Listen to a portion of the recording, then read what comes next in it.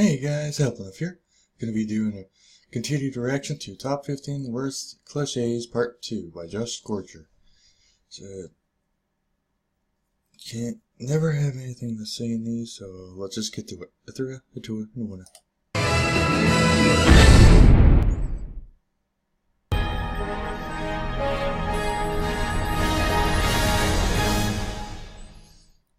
You've all had this happen to you at some point, right? You're playing a game and you're on this one level, trying to complete your objective, but you can't move forward because the moment you do, you're turning into Swiss cheese by all the enemies attacking you.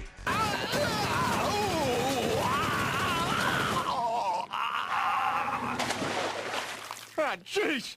You okay? So you stay there for a moment, desperately trying to hold off your enemy, and then another moment, and then another.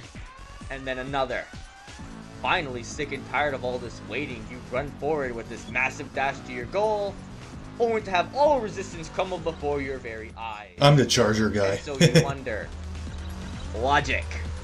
Only in a game with infinitely respawning enemies. The biggest offenders of this trope are Treyarch's Call of Duty games. The pinnacle example being that one mission in Black Ops that has an endless horde of baddies trying to get you. Oh, I hate those once you get to a games. certain point, they just stop following you.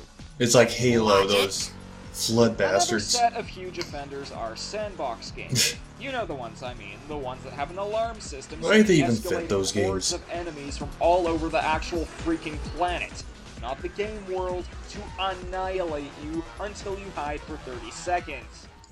Again, logic. But the logic isn't the only thing that irritates us. The infinitely respawning enemies constantly replace that's 007. continuously halt your advances and create a very boring and repetitive state of limbo. All pacing that was previously established just flies out the window. That game was hard for me, that level. Many 8-bit games use this as well. Mega Man, Castlevania, and Teenage Mutant Ninja Turtles.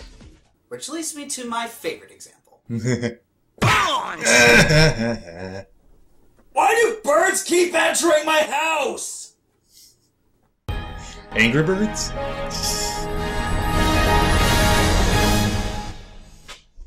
Every gamer is different. Some are inherently or through practice better players than others, hence why we have difficulty levels. And how it becomes harder I always go usually easy. varies on the game. There are some games, like the Kingdom Hearts series, where the enemies use their strongest moves more often. Also, most shooting games increase the amount of enemies that spawn, and hell, even some games increase I always play enemies God mode in intelligence. that game just to see the But then cinemas. there are those games. Those games that only increase the damage done to you and raise the enemy's health to ridiculous amounts. Oh god, that must be You know hell. which games I'm talking about. I played that one. The Elder Scrolls, BioShock, Dragon Age. The worst offender of what I like to call fake difficulty settings is Metroid Prime 3 Corruption. Never played. Where the enemy health on the hardest difficulty becomes downright absurd, yet there are no changes whatsoever in their attack patterns. And the thing is, we know how to beat these things. We know their attack patterns. They just... World of Warcraft die. actually does a lot better than that. They have Probably different the only abilities. time in recent memory stuff where like this has that. been done right was in Kid Icarus Uprising, where most of the bosses were pushovers, so the fake difficulty was kind of needed. But when games do this, it can be very infuriating. Never played You that one. already know the attack patterns. You can dodge every single dang move, but killing them takes forever! You are the editor of this I video, just and therefore you need to take full I just did some responsibility videos. for this. I'm just doing my job. Lost You think I all want to these do fans this? who hate my No, little I pony. did not. Oh, this is before he... You're the one who insisted we put play another it. The guy on the left doesn't give a shit. America! That would so be me on the left. You plebeians and your My Little Pony.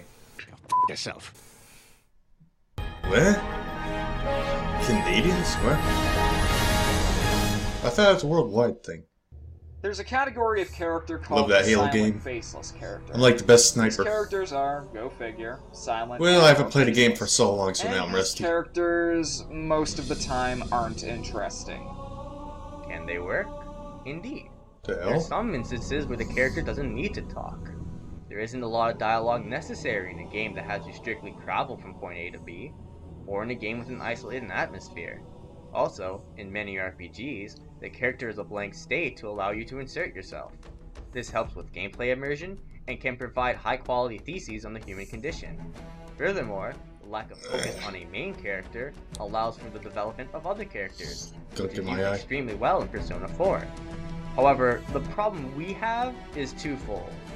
It is rarely used this way, and it's 95% of the entire medium. The character of Gordon Freeman is one such character. All we know about him is that he is a physicist, and he has a beard. He has no personality to connect to, with many of the interactions he has with other characters often ironic and poking fun at his muteness, rendering any background Freeman has useless and trivial. Do we ultimately care that he is a physicist? Well, with no personality, we can't empathize with his decisions or actions as a physicist. Yeah, that's not a good idea. I mean, he could have been a janitor and the story wouldn't have changed much, considering the small amount of actual sciencey stuff he does in the games. Plus, if the character was meant to be a silhouette for the player to insert oneself into, Stop screwing around! it completely backfires, as Gordon has a distinct appearance, an established backstory, and most people aren't physicists.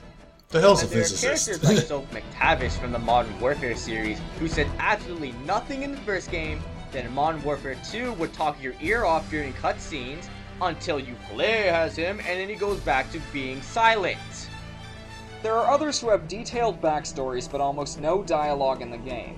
The main character from Fallout New Vegas comes to mind with his background. I want to play Fallout. Before becoming Tabula Rasa number 2867.951, as well as the main characters from Borderlands, Harry Potter and the Chamber of Secrets, Kirby, Mega Man from the NES, and, well, Link. In the earlier games, Link was I love surrounded by those people games. that talked through dialogue Oh, boxes, it's a yet pro. Link himself did nothing to interact with them. Sure, he becomes a hero, but his path isn't deep or interesting. One thing I really liked about Skyward Sword is that you can make Link speak through dialogue choices, which could have easily been done in any earlier game. Okay, yeah, it was kind of done in earlier games, but that was more played up for laughs rather than character development. Link here can interact with the people in the world Never around played him, that making one. him feel less like a movable pawn influenced by the plot, and more like a developing hero performing acts according to the player's standards of heroism. Now, we realize this segment was very long and highbrow, so here's a picture of a monkey. Who am I watching, you may ask? The one your eyes are beholding on your screen is none other than Mojo Jojo. I am Mojo Jojo, and as such will refer to me by that name, which is Mojo Jojo! Ha ha ha ha ha! What is this? The number transition? Curses!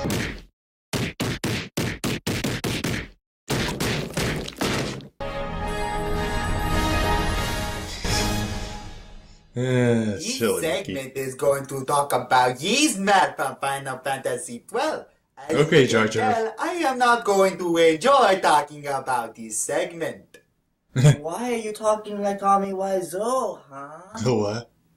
You seriously need to stay inside more. So, yeah. If we're gonna talk about Yzmat, we might as well talk about insta-deaths. Okay. And suddenly the Wookiee suffered a fatal heart attack. Good. Insta-deaths are among the most aggravating occurrences in video games, be it from a boss, a random enemy you fight mid-game, Oh my god! I killed Kitty! You bastard! or a trap that you didn't think through Ew. well enough. Especially when you don't save regularly, causing you to lose all of your data. I'm looking at you, Skyrim. A ton of 8-bit games revel in the one-hit, one-death stigma, like Transformers Convoy No Nazo, Silver Surfer, Yeah, Contra, I hate those most of games. Action 52, Only one and life, bullcrap. I want to be the guy. The Most what? of the time it involves bottomless pits, spikes, lava, or water, but since we already did a speed-up gag, we're not going to list examples. As we've stated, there are plenty of boss battles that have insta-kill moves. Games like No More Heroes have multiple bosses with World of moves that Warcraft can is the kill same in if you one hit that if you'll the never boss prepare hits for until Berserk. they're actually used on you. Give Henry some credit, he at least gave a signal when he was doing something. But how are we supposed to know that you're not supposed to approach Bad Girl when she cries? How are we supposed to know that one of Shinobu's regular-looking attacks was actually an insta-death? How are we supposed to know that Jasper randomly punching you in the direction of a window is an instant kill? The most humiliating that is one has to be the bullcrap. one from Kid Icarus Uprising. If a tempura wizard hits you, he turns you into a walking tempura and then eats you for a one-hit kill. Oh, that's bullshit. Run, I hunger.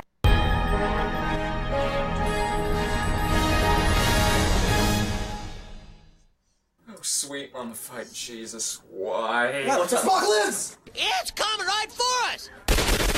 Yeah, massive case of heartburn notwithstanding. Vehicle sections.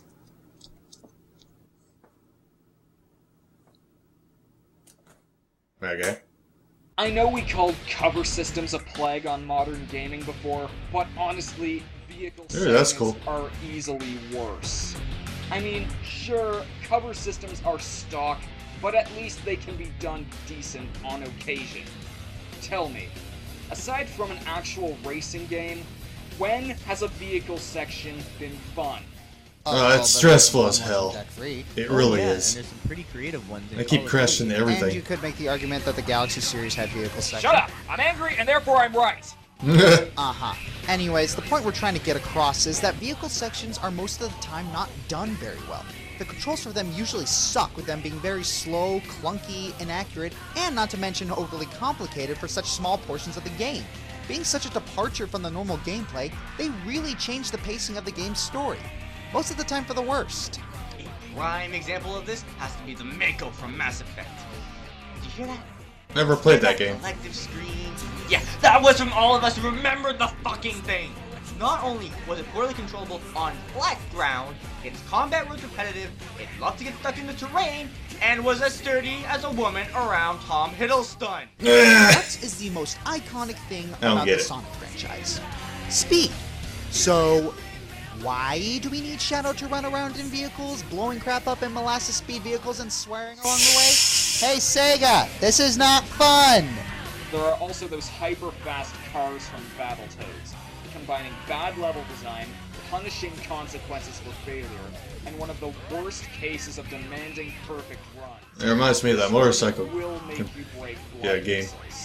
Vehicle sections to wrap this I up hate those flying are annoying games. cages I of suck. pace and are often sluggish and impossible to control, cementing them at the top of this list. Dude, we're only at number 2. Let's recap before we get to number 1. Number 15, Forced Failure. Number 14, luck-based events. Number 13, button mashing. Number 12, Cover Systems. Number 11, pulling a Metroid. Number 10, save points. Number 9, Water Levels. Number 8, Jason! Number 7, Orochi. Number 6, Infinitely Respawning Enemies. Number 5, Or Number 3, die. Number 2, vehicle sections. You hate them. We hate them. Hey, World of Everyone Warcraft! known to man hates them. You ask what I'm talking about? The answer will likely make you convulse with... Ow! What the heck was that for? We are not referencing that video. But how else are we gonna dramatically build up our... Escort missions. The what? Escort missions. Oh, Escort, okay. It's true, I hate those. They suck so much. Anyways, escort missions are easily the most frustrating game mechanics of all. Are there good escort missions? Yeah. Ico, Prince of Persia Sands of Time. That's 2. Out of a lot. Escort missions are nearly always let down by terrible setup, horrendous difficulty balance, and unbearable World of Warcraft has new On top of protecting races. yourself, you have to protect someone else. I missed that someone game. else is usually a freaking idiot. Yep. And I don't just mean AI. Most of the time, the people you're supposed to guard are simply unbearable to be around. It's all a bunch of goddamn shit! Okay, take it easy, man. No, fuck you! Fuck the both of you! Okay, you know what? Shut up! Alright, just shut the fuck up! I don't give a shit about you! You know, we can just leave you here! In Earthworm Jim, your escortee is an even bigger burden on you, because every time he gets hit, he drags you back further in the level, impeding your progress for no good reason. Okay, look, I know Earthworm Jim doesn't make too much sense to begin with, but come on! Skyward Sword has an escort mission that shouldn't even be there. You're supposed to protect Scrapper as he transports a water basin up to the summit of a mountain. Here's a question. If we got to the mountain by skydiving to it, and we can skydive to any eagle statue we find, wouldn't the logical thing to do be to start at the eagle statue on the summit because it's closer?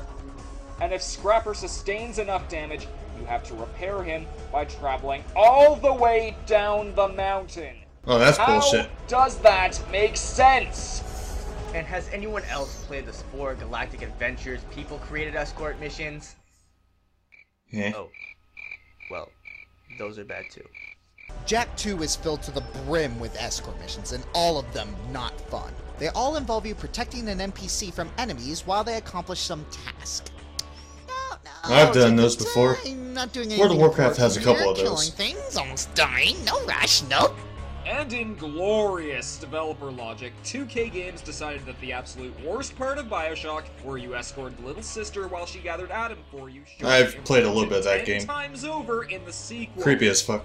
Instead of just killing the big daddy and choosing whether or not to save or harvest the little girl, you have to defend her from waves of splices, while she playfully and without any urgency whatsoever extracts Adam for you. Then, you escort her to a hole in the wall, and only then can you save her. Alternately, after you kill the big daddy, you can choose to harvest her. And that's it. Boy, are they making the evil option look very good right now. Shut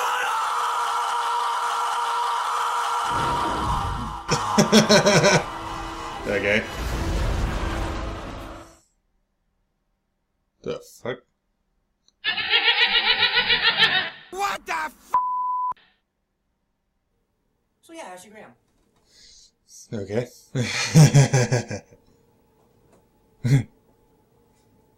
Why isn't he looking at him? In all fairness, the mechanics behind the Ashley missions in Resident Evil 4 were relatively flawless. However, these missions are left nauseatingly terrible by the sheer fact that Ashley herself is more irritating than the combined forces of Tidus, Shinobu, and Navi. Ashley is that special kind of irritating that while her voice would be grating anyways, it is made even worse by her actress's performance. Ashley sounds merely agitated and even vaguely mocking whenever she's captured, rather than sounding like she's genuinely crying for help. Also, thanks to the general lack of variance between her lines in this game, how often she's captured— This is the last time! The last goddamn time I'm saving your stupid ass! We're gonna go home and guess what you're sucking? My balls! And how often she yells at you, "I now pronounce the mute button as my lord and savior."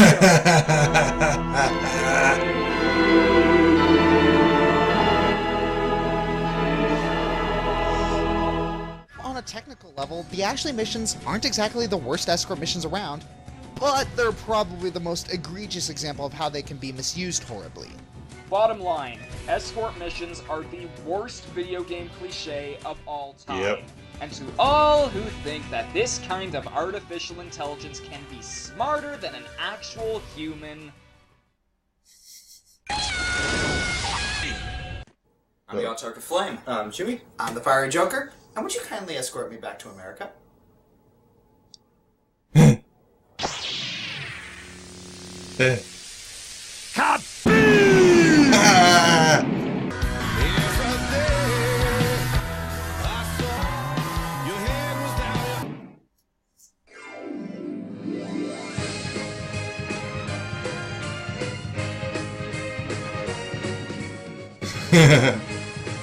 Josh.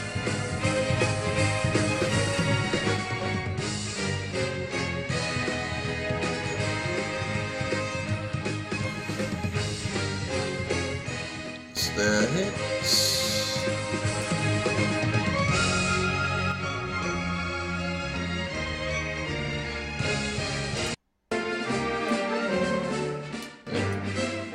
Get down there.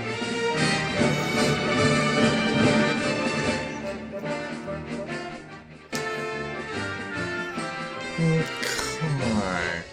This one is a little bit more. Wouldn't the correct term be adios amiga? Adios amiga computer. I'll see you next Commodore. Terrible puns for the win. Okay. Silly. Pause. There we go. That was my reaction to Top 15 Worst Cliches Part 2 by Fiery Joker. I'm not sure if I can do certain videos like that. Well, I have a screencast-o-matic, and I've never learned how to do stuff like that, but I'm pretty sure everyone just learns on their own. But I don't know. That just doesn't look like my thing. Reacting is... I mean, I do have a certain kind of a project where I could have certain characters arguing with one another. That'd be kind of humorous. And I'm still working on my short stories. Mainly just the MLP ones. I haven't thought of any others. But, yeah. Hope you guys liked the reaction, and have a nice day.